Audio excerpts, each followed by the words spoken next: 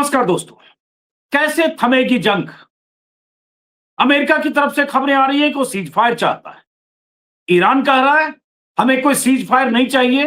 America की तरफ से खबरें आ रही है कि कुछ शर्तें ईरान के लिए भेजी गई हैं। खबरें यह भी आ रही है कि पाकिस्तान और तुर्की मध्यस्थता कर रहे हैं।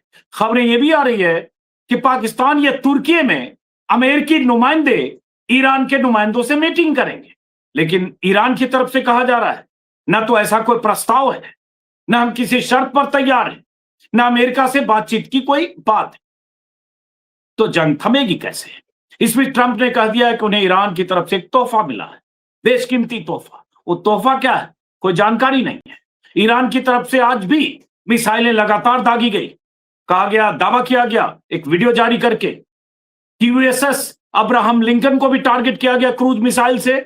और कहा गया जो डिमोना न्यूक्लियर रिसर्च सेंटर है इजराइल का, जहां 3 दिन पहले मिसाइलें गिरी थी, वहां के से पास एक किसी इंडस्ट्रियल एरिया में भी ईरानी मिसाइलें गिरी है।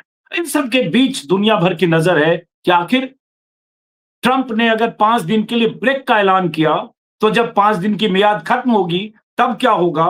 क्या अगले 3 दिन में ईरान और अमेरिका के बीच कोई बातचीत होगी क्या? ऐसे तमाम तरह के सवालों का जवाब जानने के लिए ईरान किस तरह से सोच रहा है और क्या चाहता है, हमारे साथ एक खास मेहमान है। ईरान से हैं नजर अब्बास रिजवी साहब, रहने वाले भारत के हैं, रहते ईरान में हैं। कुम जो वहां का रिलीजियस सेंटर भी है और एकेडमिक तौर पर बहुत मशहूर वहां यूनिवर्सिटी है, अल मुस्तफा यूनिवर्सिटी, उसमें रिसर्चर हैं। आज उन्हें खास तौर से मैंने आमंत्रित किया है। बहुत बहुत स्वागत है नजर अब्बास रिजवी साहब।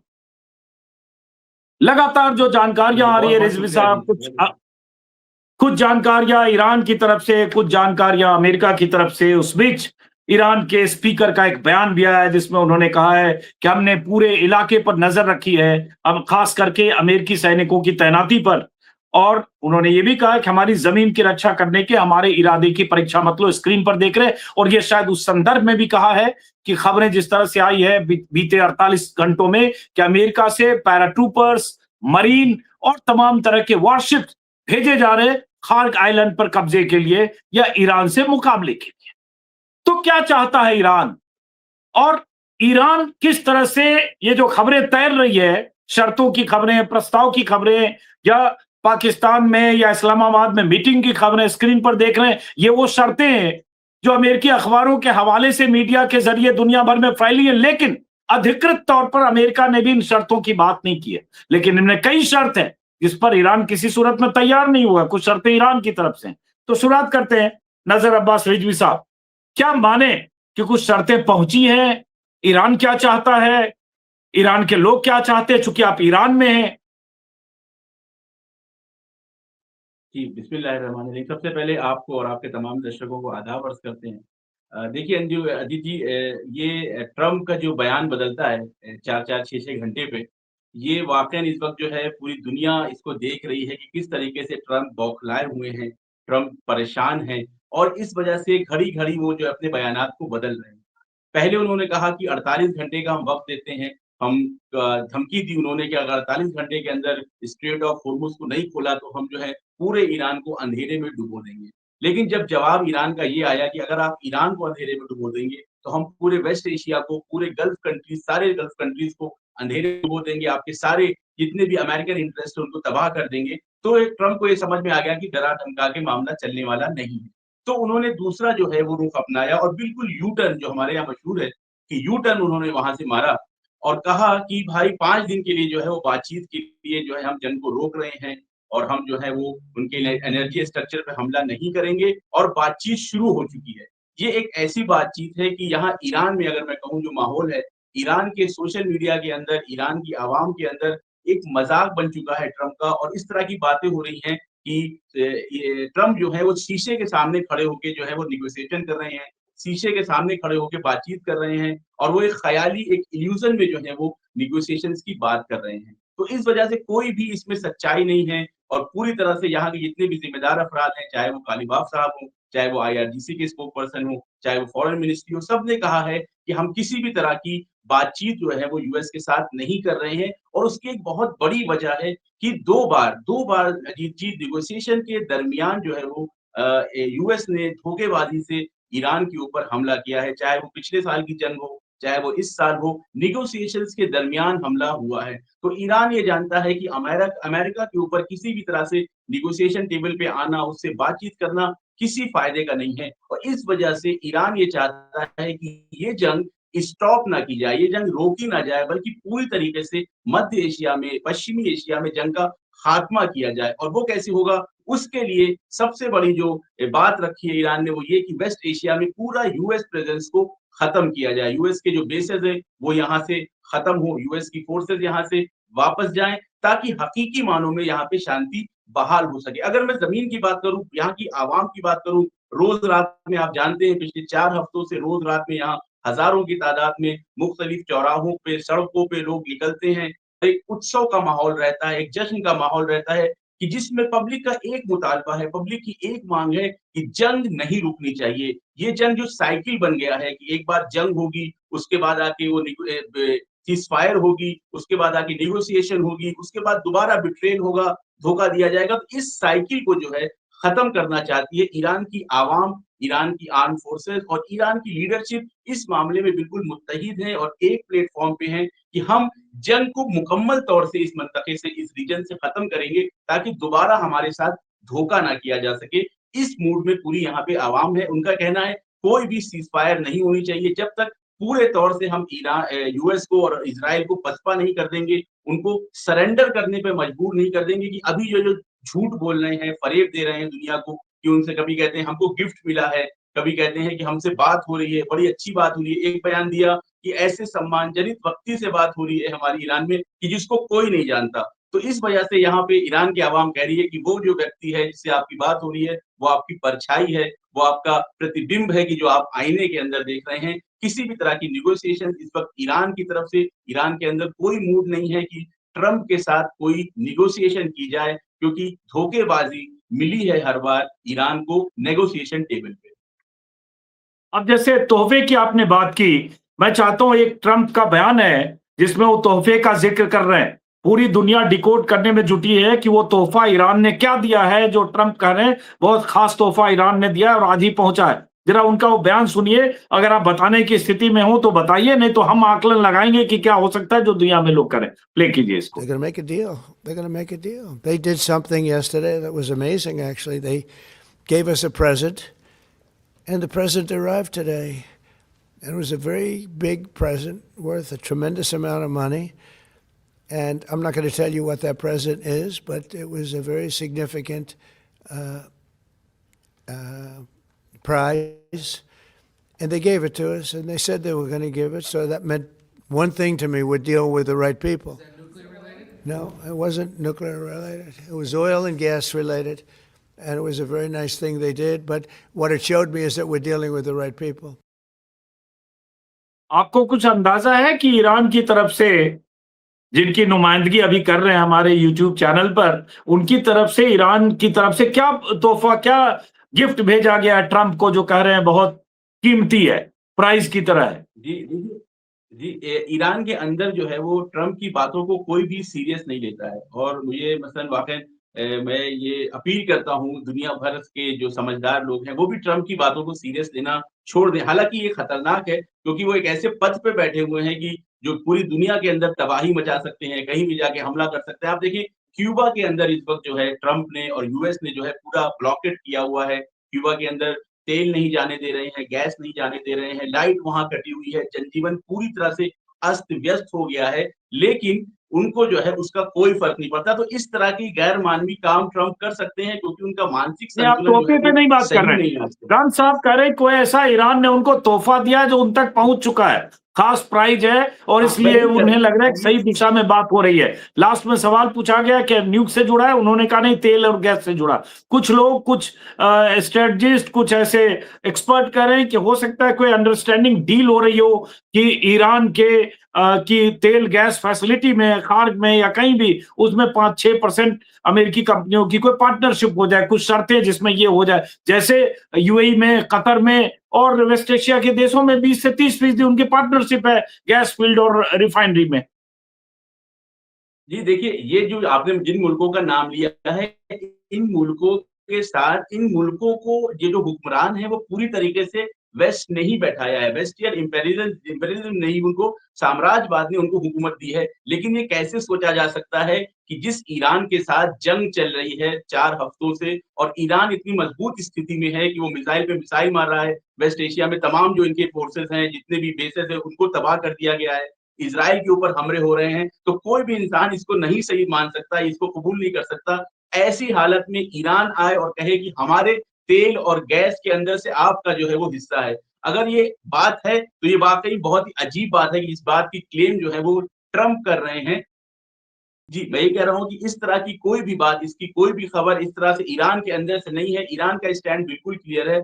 ये है कि वो अभी हम किसी भी तरह की नेगोशिएशन नहीं करेंगे, जब तक हम्म, ट्रम्प पूरी तरीके से इस सरेंडर करके इस पूरे मंतक़े से बाहर नहीं निकलते हैं। हम्म। तो ये सवाल है कि भाई ट्रम्प सरेंडर से मतलब अमेरिका सरेंडर क्या करेगा? अगर अमेरिका ने सीज फायर कहें या ब्रेक किया है 5 दिन के लिए, तो वो यही कह रहा है कि ईरान ऐसा चाहता है। अब ये जो मैंने पहले भी कहा, शहबाज शरीफ ने बात की है ईरान से, शहबाज शरीफ ने ऑफिशियली ट्वीट भी किया है। शहबाज शरीफ और जो वहाँ के आर्मी चीफ हैं, chief of staff Wasim Munir, उनके साथ बातचीत हो रही है अमेरिकी वाइस प्रेसिडेंट की जेडी वैंस की और उनके मार्को रूबियो की। तुर्की की तरफ से भी कहा जा रहा है, तो क्या ये इसमें कोई सच्चाई नहीं है? अब तो तमाम अखबार सोर्सेज के हवाले से सब लिख रहे हैं कि हाँ, इसमें कुछ प्रोग्रेस हो रहा है, या आप लोगों को कुछ नहीं पता देखिए है? नहीं, नहीं, देखिए अजीत जी, आपने भी देखा होगा कि शहबाज शरीफ के ट्वीट को जो है ट्रम्प ने कोट किया है या रीट्वीट किया रीट्वीट है। किया, आप समझिए रीपोस्ट कि किया, हाँ। वेस्ट या रिपोस्ट किया। इस पूरे मंतक़े में अगर मैं कहूँ तो सबसे कमज़ोर जो मुल्क है डिप्लोमेसी के एतबार से, पॉलिटिकल पावर के एतबार से, वो पाकिस्तान है, ठीक है? हाँ, उस मुल्क के ट्वीट को, उस मुल्क के चीफ को एक ट्वीट को आके वो कह रहे हैं कि भाई गुहार लगा रहे हैं, एक तरह से गिड़गिड़ा रहे हैं कि किसी तरीके से जो है हमको यहाँ से सीज़ फायर करवा दो, किसी तरीके से हमारी नेगोशिएशन शुरू हो जाए, ताकि इस जंग में जो ट्रम्प उलझ गए हैं, यूएस फोर्सेस जो यहाँ पे मार खा रही हैं, उससे बाहर निकलने का रास्ता मिल जाए। ईरान के अंदर जो खबरें हैं, वो आपको मैं बता रहा हूँ, क्लियर स्टैंड है, चाहे वो कालीबाफ साहब का हो, चाहे वो फॉरेन मिनिस्ट्री का हो, चाहे वो आईआरजीसी का हो, सबका ये कहना है कि हमारा बिल्कुल भी अच्छा जो है वो इतिहास नहीं रहा है ट्रम्प के साथ नेगोशिएशन करने का। इस वजह से हम किसी भी तरह की नेगोशिएशन अभी ट्रम्प के साथ या यूएस के साथ नहीं कर रहे हैं। जो बात इन्होंने पहले कही कि 5 दिन की मोहलत दी है, इसके बारे में आपने देखा होगा कि 2 तरह की खबरें चल रही हैं कि जिसको ईरान के कालीबाफ साहब ने भी इसको हाइलाइट किया था कि पहला तो है वो मार्केट को मैनिपुलेट करके शेयर मार्केट को, तेल मार्केट को, कमोडिटी मार्केट के अंदर और इनसाइडर जो ट्रेडिंग होती है उसकी भी खबरें आ रही हैं कि ट्रम्प के आसपास के जो अफराद हैं, उनका भी करोड़ों डॉलर का जो है फायदा करवाया है ट्रम्प ने इनसाइडर ट्रेडिंग करके। तो एक तो ये है कि वो मार्केट को मैनिपुलेट करना चाहते हैं और जो दूसरी बात कही जा रही है, वो ये कि वक़्त लिया है ताकि यूएस की जो है वो मेरिन्स और पैरा ट्रूपर्स जो है वो ईरान के अंदर आ जाएँ, वो खर्क आइलैंड के ऊपर कंट्रोल कर लेंगे, वो स्ट्रेट ऑफ हॉर्मुज़ को खुलवा लेंगे। तो मैं यहाँ पे ये कहना चाहूँगा, वाक़ई ये अजीब बात है कि इस वेस्ट एशिया में यूएस फोर्सेस तकरीबन 30 से 40 हज़ार की तादाद में मौजूद हैं। तो क्या ये ट्रम्प मानना चाहते हैं या जो स्पेशलिस्ट हैं वो ये मानना चाहते हैं कि 30-40 हज़ार की फोर्सेस जो यहाँ पे यूएस की थी, वो भी काम की नहीं थी, उनके अंदर इतनी कुदरत नहीं थी, उनके अंदर इतनी ताकत नहीं थी कि वो ईरान के स्ट्रेट ऑफ हॉर्मुज़ को खुलवा सके या खर्क आइलैंड के ऊपर कब्जा कर सके। तो खास तौर से ये पैरा ट्रूपर्स को बुलाने की जो बात चल रही है कि जिसकी तरफ ईरान ने भी कहा है कि हमारी पूरी नज़र है कि क्या हरकत हो रही है, कौन से यहाँ पे सैनिक आ रहे हैं, कौन से पैरा ट्रूप मिलिट्री ट्रूपर्स आ रहे हैं। तो अगर वो ऐसा कुछ होता भी है तो पूरी तरीके से ईरान की फोर्स आमादा है कि हम किस तरह से इनसे निपटेंगे और एक अच्छा मौका है। अब मैं जो आपको पब्लिक सेंटीमेंट है यहाँ का वो बताना चाहूँगा कि पब्लिक के अंदर एक शदीद गुस्सा है। देखिए अभी तक जितनी भी जो जंग चली है वो ऊपर से आते हैं, वो मिसाइल मारते हैं और ये यहाँ से मिसाइल मारते हैं। मैन टू मैन वाली जो है ना आमने-सामने की जंग अभी हुई नहीं है। तो ईरानी जो फोर्सेस है वो बिल्कुल तैयार बैठी हैं, आमादा बैठी हैं कि हमारे पास सामने फौजी हों, हमारे सामने यूएस के फौजी हों, इज़राइली फौजी हों कि जिनसे हम 2-2 हाथ करें, उनसे जंग करें और वो जो इंतकाम की आग इनके अंदर है, जो 170 बच्चियों की लाशें उठाई है ईरानियों ने, मीनाब की बच्चियों की, तेहरान के अंदर जो सैकड़ों बच्चे मारे गए हैं, तो वो जो प्रतिशोध की ज्वाला जो जल रही है इनके दिलों के अंदर, उसको बुझाने के इंतज़ार में हैं। वाक़ई इंतज़ार कर रहे हैं। इन्होंने ये बयान भी दिया है कि हम इंतज़ार कर रहे हैं कि जल्दी ये फ़ोर्सेज़ आएँ ताकि हम उनसे इंतकाम ले सकें और अच्छी तरीके से सबक सिखा सकें। लेकिन सवाल ये उठता है, देखिए, ये इंतकाम बोलना अलग बात है, लेकिन जब वार होती है दोनों तरफ से लोग मारे जाते हैं। अमेरिका कोई ऐसा मुल्क तो है नहीं कि बस ऐसे ही 500 या 1000 ट्रूप्स को या जवानों को उतार देगा। फिर पूरी तैयारी होगी, जब बूट्स ऑन द ग्राउंड्स की बात होगी तो दोनों तरफ से बहुत सारे लोग मारे जाएंगे। तो जंग का वो विकराल रूप होगा, उसमें इजराइल भी शामिल होगा। क्या ईरान उसका इंतजार कर रहा है?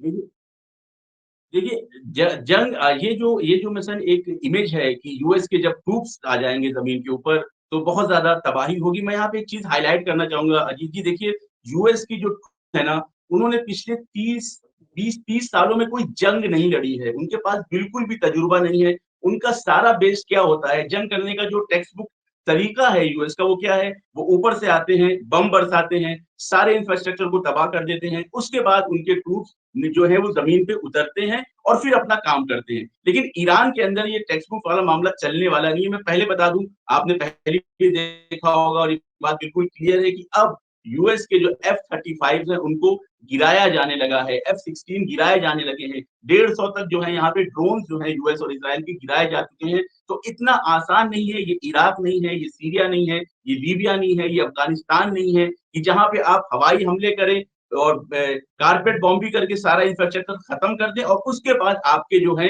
वो जो फौजी आ जाएँ। क्योंकि ईरान के पास एक तजुर्बा है 8 साल की जंग का, उसके बाद भी मुसलसल ये जंग में रहे हैं, उसके बाद भी उनकी पूरी तैयारी रही है। तो अमेरिका के जो फौजी हैं, उनके पास ना तजुर्बा है, ना उनके पास अंगीज़ा है और ना ही उनके पास कोई हदफ है इस जंग में। देखिए, अमेरिकन फौजी भी ये जान रहे हैं कि ये जंग हमारी नहीं है, ये जंग इज़राइल की जंग थी कि जिसमें खींच के यूएस को लाया गया है, जिसमें ट्रम्प को उलझाया गया है, ट्रम्प को फँसाया गया है। तो ये जो छवि बनाई जाती है कि इज़राइल की जब यूएस की जब आर्मी ज़मीन पे उतरेगी तो बहुत ज़्यादा तबाही होगी।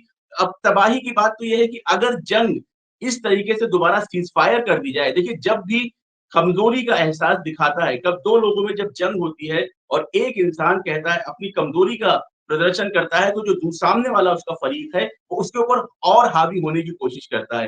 तो जंग को खत्म करने का सबसे अच्छा तरीका ये है कि आप अपनी कुदरत को ज़्यादा से ज़्यादा दिखाएँ, आप अपनी शक्ति को ज़्यादा से ज़्यादा दिखाएँ और ईरान फिलहाल यही कर रहा है कि जब से ट्रम्प ने कहा है कि नेगोशिएशन करेंगे, जब से ट्रम्प ने कहा है कि हम जो है बातचीत करेंगे, ईरान ने मुसलसल जो है वो मिसाइल्स मारते रहे, इज़राइल पे भी मारते रहे और यूएस फोर्सेस के ऊपर भी मारते रहे हैं। तो ये एक मौका रहेगा ईरान के पास कि वो ईरान जो यूएस की फोर्सेस हैं, उनको कैदी बनाया जा सकता है, उनको यहाँ मारा जा सकता है और एक बड़ी तबाही होगी। जिस तरह से यूएस की टेक्नोलॉजी की और मिलिट्री की जो सुप्रीमेसी थी, उसको खत्म किया है ईरान ने इस जंग के अंदर। इसी तरह से ये जो मिथ है, ये जो भ्रम है कि यूएस की फोर्सेस जहाँ उतरती हैं, वहाँ बहुत तबाही मचाती हैं और बहुत कुदरतमंद हैं, ये भ्रम भी जल्द ही खत्म हो जाएगा अगर ये हिमाकत जो है वो यूएस करता है और अपने फौजियों को ज़मीन पे उतारता है।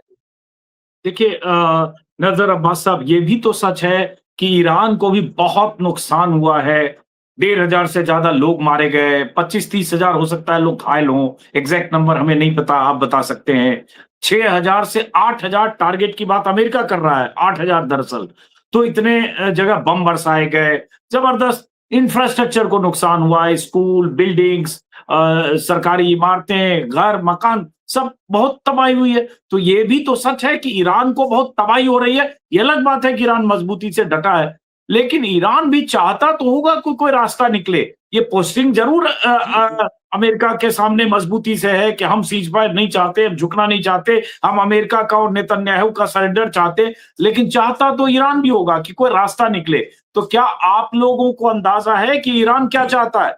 ईरान किस रास्ते से रास्ता निकालना चाहता है जी, बिल्कुल। या किन शर्तों पर चाहता है? कई तरह की शर्तें मैंने पहले भी आपसे आई पहले है। भी कहा हाँ, जी, देखिए ईरान का बिल्कुल क्लियर स्टैंड है और इसमें मज़े की बात ये है कि आप अगर एक 10 साल के बच्चे से पूछें या एक फौजी से पूछें या बड़े लीडर से पूछें, सबके लिए यहाँ पे क्लियर है। ईरान क्या चाहता है? ईरान चाहता है हम ऐसी डिटरेंस क्रिएट कर दें कि दोबारा हमारे ऊपर हमला ना हो। आपने कहा बिल्कुल सही कहा कि यहाँ पे 2000 से ज़्यादा लोग जो है इस वक़्त शहीद हो चुके हैं और जंग जब होती है तो इस नुकसानात होते हैं और ईरान से बेहतर कोई नहीं जान सकता क्योंकि पिछली बार भी नेगोशिएशन के दरमियान उन पे हमला हुआ, उनके 12-1300 लोग शहीद कर दिए गए, बड़े-बड़े कमांडर शहीद हो गए। फिर उनके बाद सीज़फायर हुआ, फिर देखिए जंग हुई, फिर अब सीज़फायर की बात हो रही है। इस बार भी जंग हुई है। ईरान का स्टैंड क्लियर है कि हाँ, हमें नुकसान होगा, हमारे लोग शहीद होंगे, लेकिन अगर हमने इस बार फिर सीज़ फायर कर लिया, तो अगली बार जब आगे धोखे से जब अमेरिका अटैक करेगा और इज़राइल अटैक करेगा, तो 2000 की जगह 5000 लोग मारे जाएँगे। फिर अगर ये साइकिल चलता रहा कि आज जंग करो, फिर सीज़ फायर करो, फिर नेगोशिएशन करो और उसके बाद इंतज़ार करो कि यूएस और इज़राइल आके हमला करेगा, तो इस साइकिल को ब्रेक करना बहुत ज़रूरी है। एक होता है तो ये स्टॉप द साइकिल वॉर, कैसे ब्रेक जंग को होगा? रोकना ये और एक कैसे होता है ब्रेक एंड होगा? The war. ये गारंटी कौन ये देगा? जी, इज़राइल, बहुत अमेरिका, मुश्किल आपको लगता है ये गारंटी देगा कि वो कभी हमला नहीं करेंगे? जो 10 दिन पहले या 12 दिन पहले जब आपके जो नए सुप्रीम लीडर हैं, उनकी तरफ से जो रिटन स्टेटमेंट आया, उसमें भी इस तरह की बात की गई। जो स्पीकर साहब का बयान आया, उसमें भी इसी तरह की बात की गई। अरागची साहब की तरफ से भी की गई, मसूद पेजेस्कियन की तरफ से भी की गई कि एक तरह से गारंटी दे कि ये दोबारा ऐसे हमले नहीं होंगे, वेस्ट एशिया से अपने बेस को खाली करे, उसके बाद मुआवजा दे। तो कई तरह की बातें ईरान की तरफ से भी आ रही है, जो अमेरिका या मतलब ट्रंप ना माने, तो फिर क्या होगा? देखिए देखिए, अजीत जी, हमारे यहाँ कहावत है, आपने भी ये सुनी होगी ज़रूर, लातों के भूत बातों से नहीं मानते हैं। तो यूएस और ट्रम्प की बिल्कुल ऐसी मिसाल है कि ये लातों के भूत हैं, ये बातों से नहीं मानते। आपको मैं मिसाल देता हूँ, 20 साल से यहाँ पे सैंक्शंस लगे हैं यहाँ पे इनकलाब के बाद से। 20 साल, 15 साल, 10 साल से जो नेगोशिएशन चल रही थी, जीसीपीओए हुआ, ये हुआ, वो हुआ, नेगोशिएशन चल रही है, लेकिन सैंक्शंस नहीं हटे। लेकिन 20 दिन की जंग के बाद जो है सैंक्शंस हटने की बात होने लगी। ईरानी तेल अभी हिंदुस्तान में खरीदा जाने लगा, जो कि बंद था। देखिए, कुछ लोग होते हैं, समझदार होते हैं, तहज़ीब के बातचीत से मामला उनके बनता है। ये लोग वो होते हैं जो इंसानियत को समझते हैं, लेकिन कुछ लोग होते हैं जो इंसानियत उनके समझ में नहीं आती है, तहज़ीब के दायरे से बाहर होते हैं। उनको जो है वो मार-मार के ही समझाना पड़ता है। तो ईरान का स्टैंड बिल्कुल क्लियर है कि हम इस तरह का डिटरेंस इजाद करेंगे। वो कैसे होगा? वो ऐसे होगा कि यूएस बेसेस को लगातार ये टारगेट कर रहे हैं। इज़राइल के ऊपर ये लगातार हमले कर रहे हैं। मिसाइल्स की जो क्वालिटी है वो इन्होंने बढ़ा दी है। मिसाइल्स के अंदर जो वॉरहेड है वो इनके बहुत ज़्यादा भारी है, 2-2 टन की मिसाइल्स जा रही हैं। क्लस्टर मिसाइल्स जा रही हैं, ऐसी मिसाइल्स जा रही हैं कि जिनको इंटरसेप्ट नहीं किया जा सकता है। अब ये अलग बात है कि ना यूएस बेसेस की तस्वीरें आपके पास और मेरे पास आ रही हैं, ना इज़राइल की तस्वीरें आ पा रही हैं कि जिससे दुनिया समझे कि कितना नुकसान हो रहा है इज़राइल और यूएस बेसेस को। और कुछ लोग देखिए, ईरान के अंदर आपने ये बात पहले सुनी होगी हमारे साथियों से कि ईरान के अंदर एक शहादत का जज़्बा है और जब रहबर की शहादत के बाद ये जज़्बा कई गुना बढ़ चुका है। ईरान की पूरी आवाम आमादा है कुर्बानी देने के लिए, शहादत देने के लिए कि हम शहादत देंगे। लेकिन वो जो दूसरी तरफ के लोग हैं, चाहे वो यूएस फ़ोर्सेस हों, चाहे वो इज़राइल के नागरिक हों और वहाँ की जो फ़ोर्सेस हैं, वो मरना नहीं चाहते हैं। वो चाहते हैं कि हम ज़िंदा रहें, हम ज़िंदगी से मज़े उठाएँ। तो ये जो आइडियोलॉजिकल डिफरेंस है ना, ये डिफरेंस क्रिएट करता है।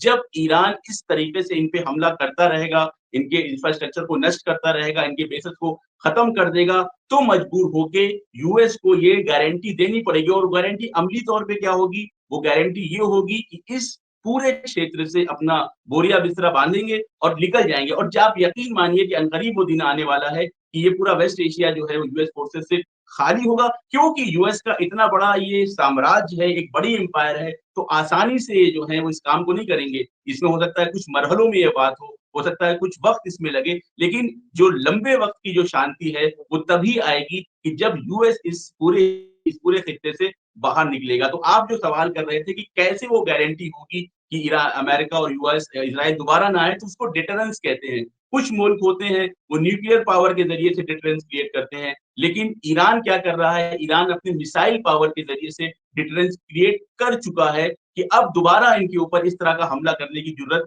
किसी की ना हो और इसी डायरेक्शन में ईरान आगे बढ़ रहा है।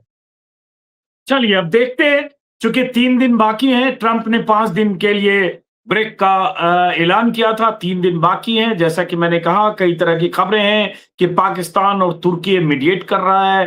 तुर्की में मतलब टर्की में या पाकिस्तान में मध्यस्थता की मीटिंग हो सकती है। तमाम तरह की खबरों के बीच ईरान की तरफ से बार-बार इनकार है, लेकिन क्या कहीं बैकडोर में बातचीत हो रही है? इसके बारे में जैसे 3 दिन में पता चलेगा, चलता रहेगा, हम आपसे बात करते रहेंगे। लेकिन अगर जंग लंबी खिंची, 3 दिन बाद फिर जंग के मैदान में आए, तो पता नहीं उसके बाद क्या होने वाला है, क्योंकि अमेरिका ने भी धमकी दी है, ईरान ने भी जवाबी कार्रवाई का ऐलान किया है और उसके बाद क्या दिन देखने पड़ेंगे, इसका अभी हम अंदाजा नहीं लगा सकते। फिलहाल बहुत-बहुत शुक्रिया नज़र अब्बास रिजवी साहब, मुलाकात होगी। नमस्कार, आदाब।